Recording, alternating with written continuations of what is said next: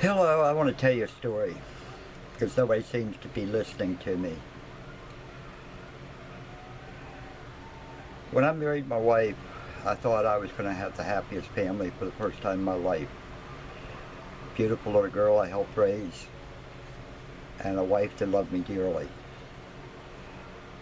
I brought her here, my wife here in 71, but my daughter died before I could bring her in 75 during the takeover of Vietnam.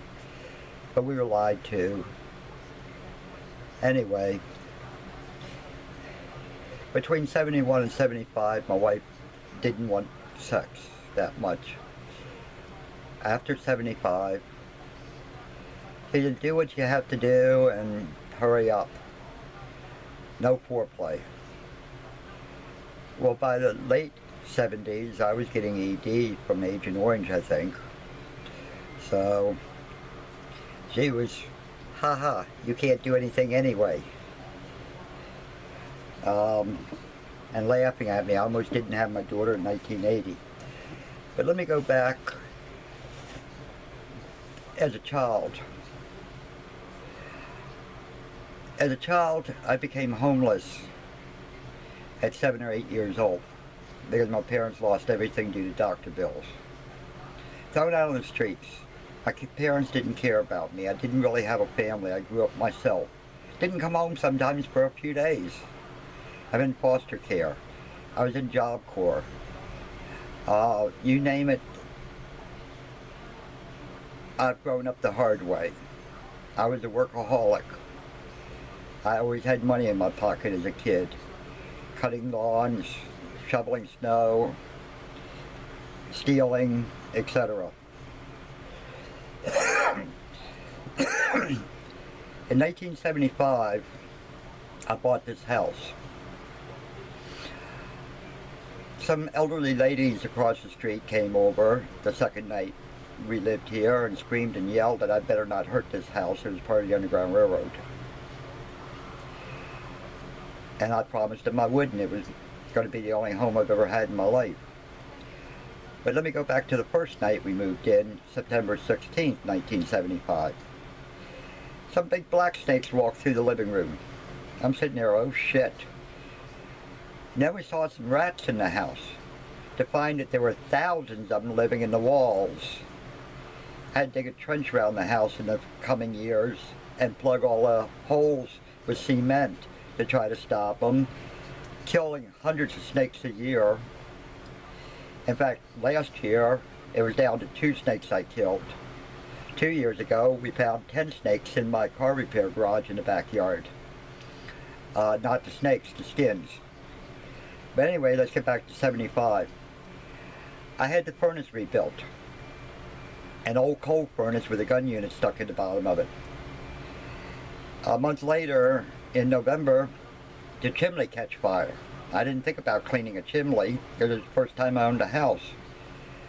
The fire department came, dripped water all over the inside of my house, tore out some interior walls to make sure the fire hadn't escaped from the chimney because the chimneys were inside walls. And let it burn out. He said, now you don't need your chimney cleaned. It didn't even hurt your chimney. But the county came out and condemned my home. Said if you had any kind of damage to your home by anything, your home was automatically condemned and not rebuildable.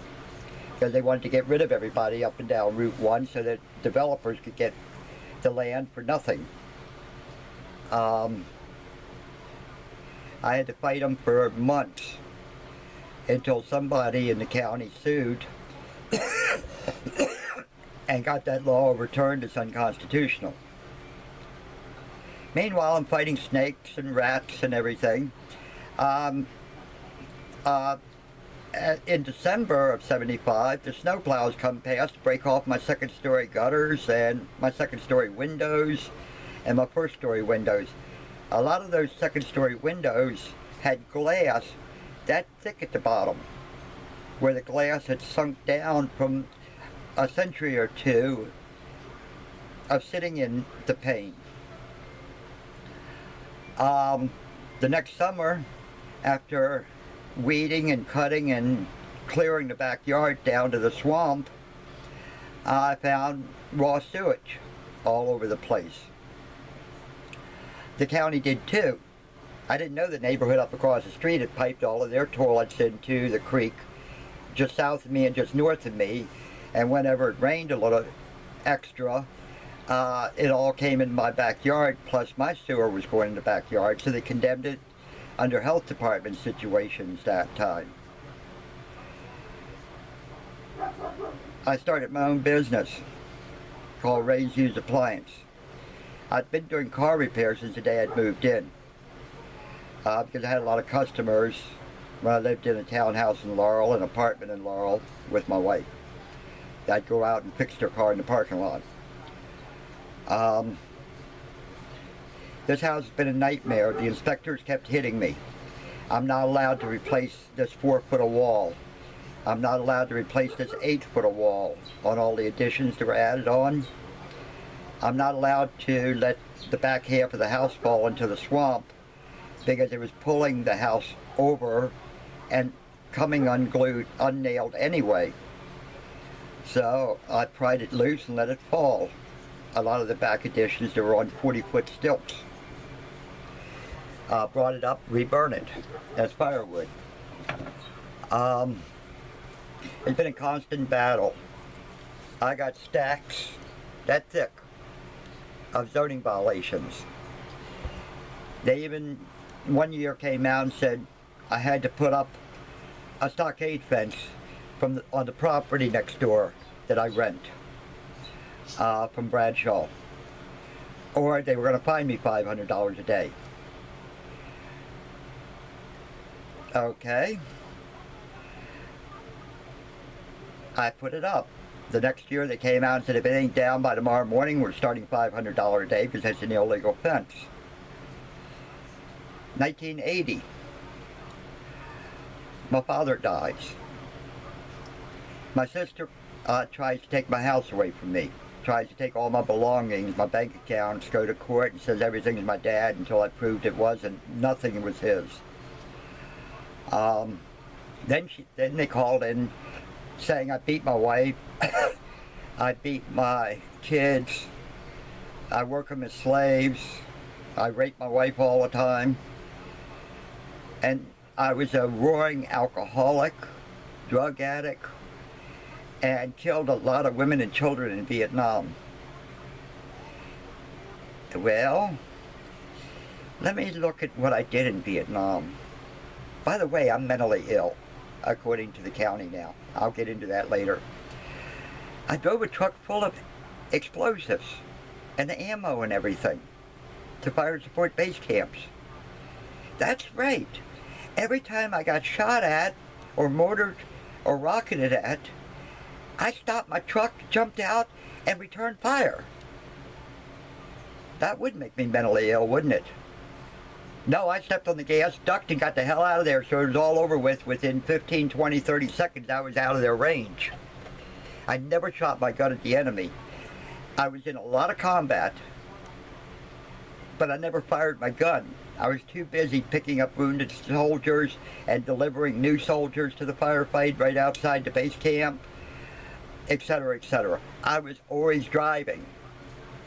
And if you ever know anything about a deuce and a half without power steering, you can't take a hand off the wheel and try to shoot back. Especially when you're going like this down the damn cross country. How in the hell could you hit anything anyway?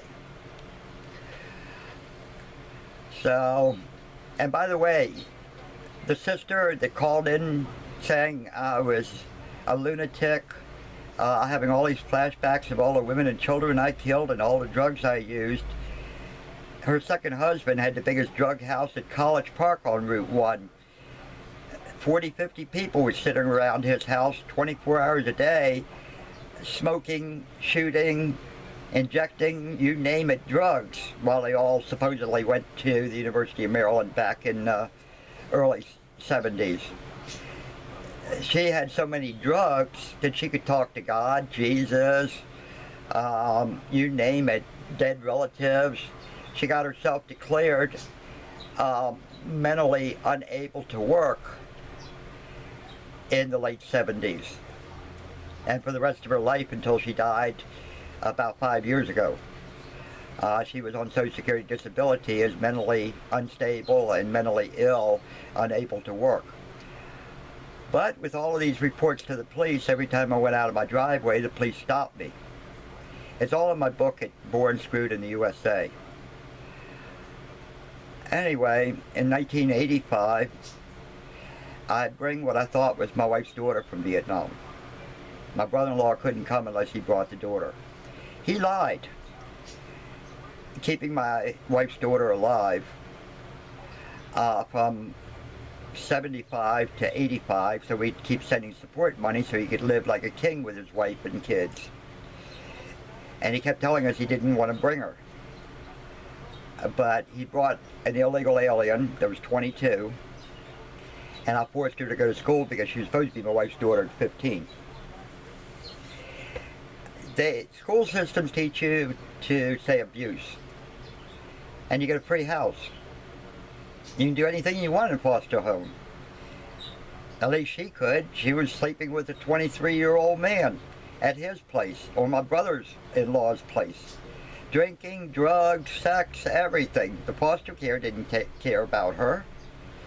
But anyway, the state took her away January 2nd of 86. Only a few months in my home. My brother-in-law says I stole his money, worked him as slaves, beat them, beat their kids, beat my wife, and threatened to deport my wife if she wouldn't lie to protect me and this and that. I tell my wife this. She screams and cusses her brother out. Her brother says, I'm lying, and the police is lying. He never said a thing. Well, social services called me from Anne Arundel County and told me what he had said, that I stole his money. I said, check his bank account. In 10 months he lived in my house. He had new dishes, pots and pans, silverware, new sewing machine, new clothing, new TVs, new stereo equipment. He had a car, and $8,000 in the damn bank that him and his wife earned. How much money did I take from them? They didn't make that much money an hour, and they hardly worked any overtime. I paid their room and board here, and they did this to me. Anyway, the county tells the girl, okay, I see your ID saying you're 22. I see your real name. We're going to let you change your name on high school records from Nop Hong Dan to Nop T Wing. So you graduate with a degree in your real name, which they did by January 5th of 86. They threatened me and threatened me and threatened me, saying I have to plea bargain a 4th degree sex offense, or they're going to charge me with child abuse, assault and battery of a minor. Well, I refused to do it because I didn't do anything wrong. Okay. Meanwhile, every time I'm going out of my driveway, the police are stopping me, checking my iced tea, and making me walk a line, thinking I'm drunk or drugged. And they ask me if I'm having flashbacks from Vietnam and everything. Social services is still harassing my kids at school from 1980. Trying to tell them I need help. That they have to confess that I abused them. This is a great life I've lived in America. Well, anyway, in 87 they take me to court. It said I was arrested March 1st of 86 for a crime I committed July of 86. They also stated in the indictment, I'll have to retape this later.